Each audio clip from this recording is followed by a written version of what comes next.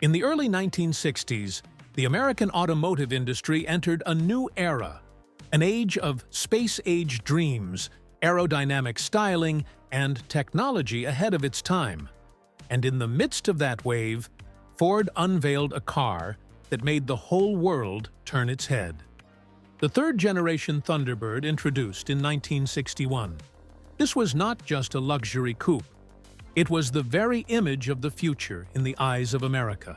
At a time when most cars were shedding the massive tail fins of the 1950s in favor of boxier lines, the Thunderbird chose another path. Smooth flowing curves, a body that looked sculpted, and details inspired by jet aircraft. It was sensual, yet powerful, practical, yet dreamlike. This video will take you on a journey to uncover why the 1961 to 1963 Thunderbird was not only a sales success, but also a living testament to the ambition and boundless imagination of the American car industry in the early 1960s. First introduced in 1955, the Ford Thunderbird quickly became Ford's answer to the Chevrolet Corvette, a sleek, stylish two-seater sports car. But just a few years later, Ford realized that customers wanted more than speed. They craved comfort and convenience. The second generation, 1958 to 1960, shifted to a four-seat layout, opening up the personal luxury car segment, one in which the Thunderbird had virtually no direct competition. By the late 1950s, the American auto industry was heavily influenced by the space age. Automakers began experimenting with aerodynamic lines inspired by rockets and jet aircraft. Ford decided this was the perfect time to redefine the Thunderbird, transforming it into a symbol of the future. The third generation, debuting in 1961, was the embodiment of that philosophy. Under the direction of Wood Engel, the design team created a coupe with smooth, flowing contours that looked like it came straight from an auto show concept stage. Yet, it was fully practical for mass production. Ford did not just want to compete with rivals like the Buick Riviera or Cadillac Series 62, they aimed to set a new benchmark for luxury coups. To achieve that, the Thunderbird needed a look so distinctive that customers could recognize it at a glance. The third-generation Thunderbird's design was a fusion of futuristic spirit and production practicality. Up front, a wide shark-mouth grille spanned nearly the full width, paired with deeply set dual headlamps in chrome housings, combining elegance with a sharp, purposeful stare. The long hood sloped gently forward, with subtle creases that conveyed motion even when parked. Along the sides, smooth curves hugged the chassis with deep-set wheel arches and refined chrome accents reminiscent of airflow over a jet fuselage. At the rear, the bullet tail lights evoked jet engine afterburners while serving as a signature Thunderbird hallmark. The rounded deck lid wrapped tightly into the tail, giving the car a compact, well-proportioned stance.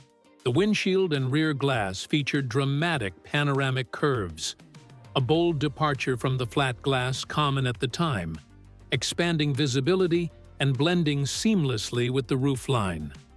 Altogether, the Thunderbird looked like a concept car brought directly into mass production, something rarely seen in the 1960s. Yet, the exterior was only part of the story. Inside, the Thunderbird offered a cabin designed to make the driver feel as though they were seated in the cockpit of an aircraft.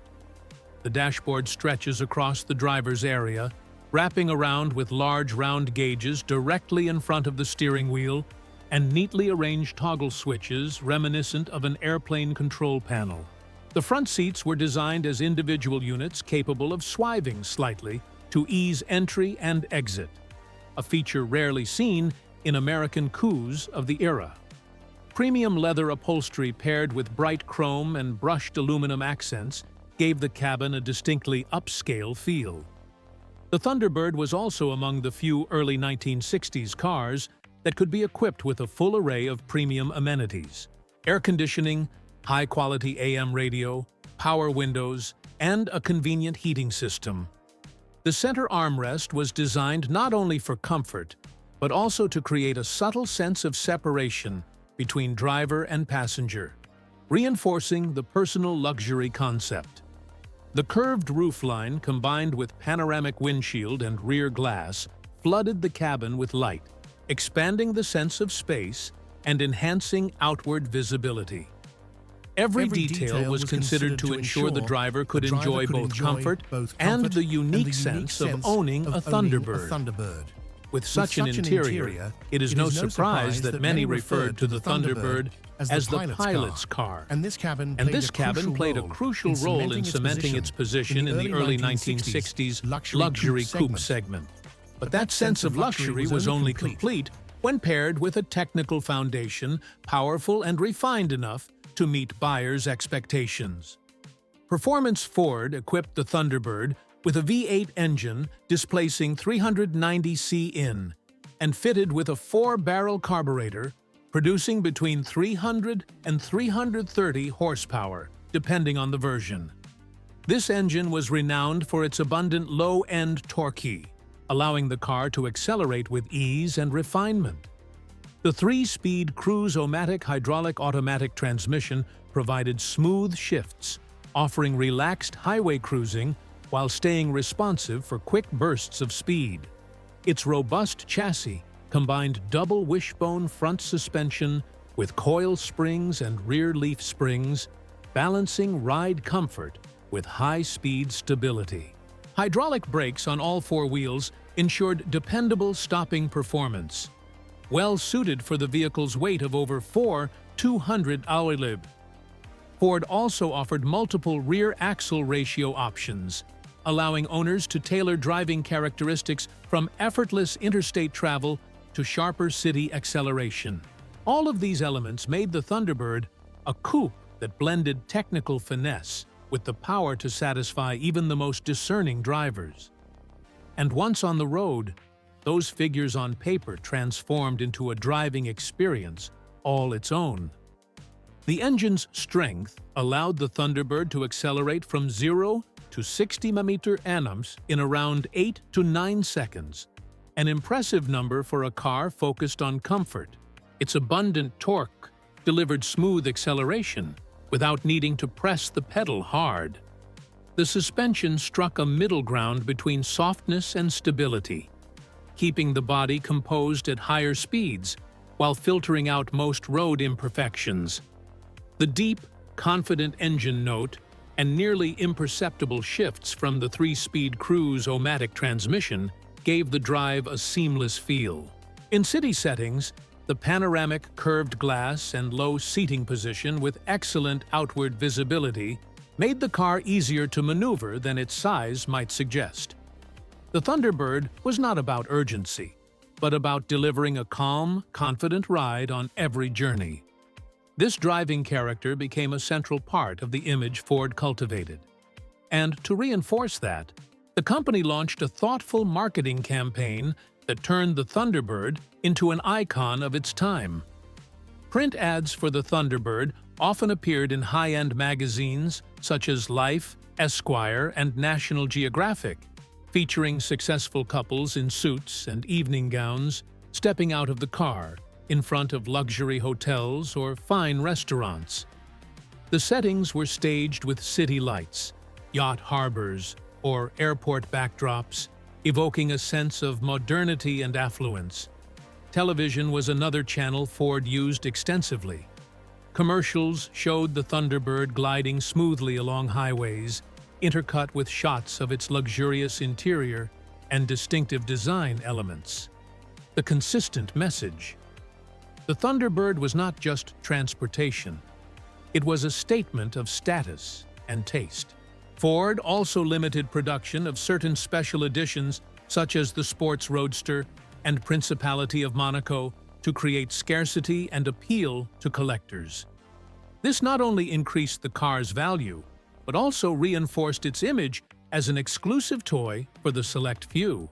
And each year, Ford skillfully added new touches to keep this model constantly appealing. In 1961, The Thunderbird debuted with an entirely new design, aerodynamic bodywork, distinctive bullet tail lights, and a cockpit-inspired interior. Both the hardtop coupe and convertible versions came standard with a 390 cubic in V8 engine delivering strong performance.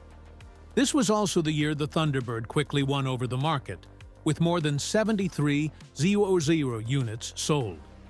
In 1962, Ford surprised enthusiasts by introducing the Sports Roadster package for the convertible, featuring a seamless tonneau cover over the rear seats and an externally mounted spare tire in the style of a Continental kit. Chrome wire wheels from Kelsey Hayes further enhanced its sporty yet luxurious appearance. Produced in limited numbers, look! The Sports Roadster quickly became a prized possession among collectors. By 1963, Ford launched the Special Principality of Monaco edition, limited to just 2,010 units. Finished in Corinthian white with a matching top and complemented by a gold-accented interior, it radiated elegance. Minor refinements to chrome trim and interior options gave the car an even more sophisticated look. The year 1963 was also the year the Thunderbird achieved the highest sales of its generation, proving the enduring appeal of this luxury coupe. But that appeal came not only from its design lines or performance, but also from the way the Thunderbird became woven into the fabric of American culture in the early 1960s. On the big screen, the Thunderbird often appeared as the perfect accessory for successful or free-spirited characters. Scenes of a white convertible gliding down a boulevard at sunset or cruising along the California coast became iconic images of a golden era. Television also played its part with numerous entertainment shows featuring the Thunderbird as a symbol of modernity and luxury. Many celebrities, from singers to actors, chose the Thunderbird as part of their personal collections, making it a signature of individual style.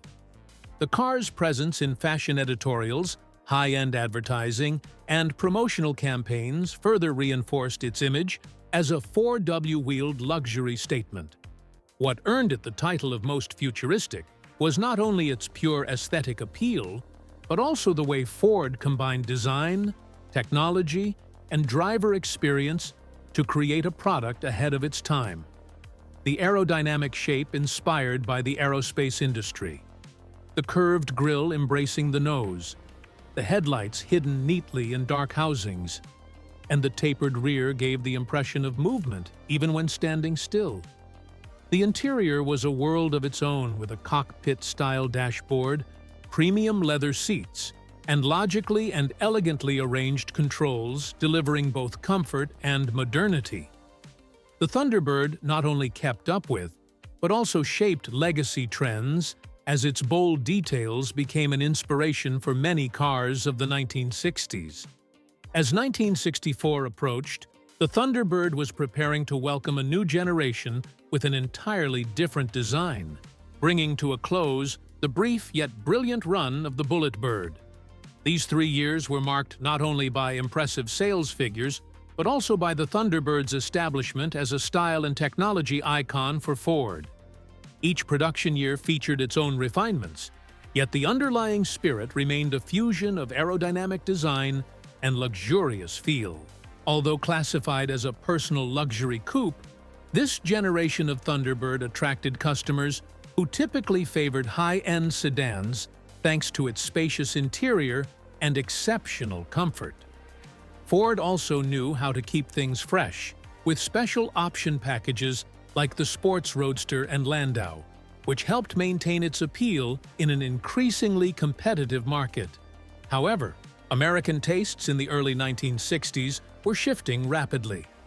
Buyers began to seek cars with larger interiors, more squared-off lines, and a stronger, more commanding presence. This pushed Ford to steer the Thunderbird's design toward a bolder, more muscular style for the next generation. Today, the Thunderbird is regarded as one of the most iconic designs of the early 1960s American automotive era. Its blend of space-age styling and practicality makes it not just a car, but a rolling piece of art.